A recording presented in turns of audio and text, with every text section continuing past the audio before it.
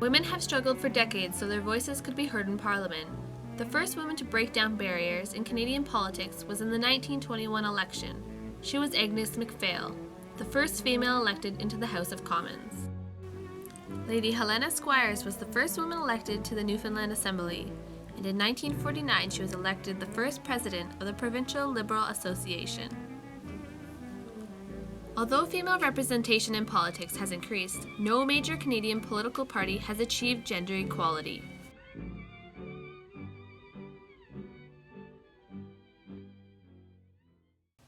Women make up only 27.7% of elected politicians in this country. That old saying, behind every man there's a woman, well, that's not for me. I want to stand right alongside. Is that asking too much? Let's go, girls. Come on. I'm going out tonight. I'm feeling alright. Gonna let it all hang out. Wanna make some noise, really raise my voice. Yeah, I wanna scream and shout.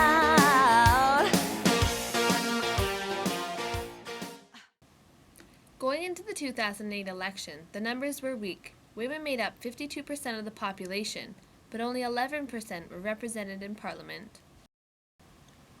Elected Conservative candidate Lisa Raitt says it's about being a person, not just a woman.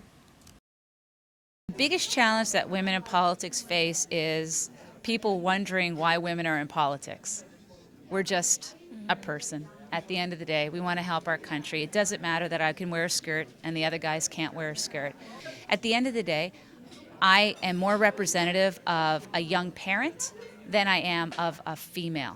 I think women get into politics for the same reason men do. I know for me personally it's because I want to make a change and I want to have my perspective put forward. I think men and women do come from different places. We think differently. It's all part of anthropology at the end of the day. But I think it's good to have a good mix. Regardless, it's just good to have a different, diverse mix around the table when we're making decisions. Variety around the table is always a good thing when it comes to politics, but regarding gender, Canada still has a long way to go. Well, I think we see more women candidates, we see more women elected, but we're still very low relative to most political systems.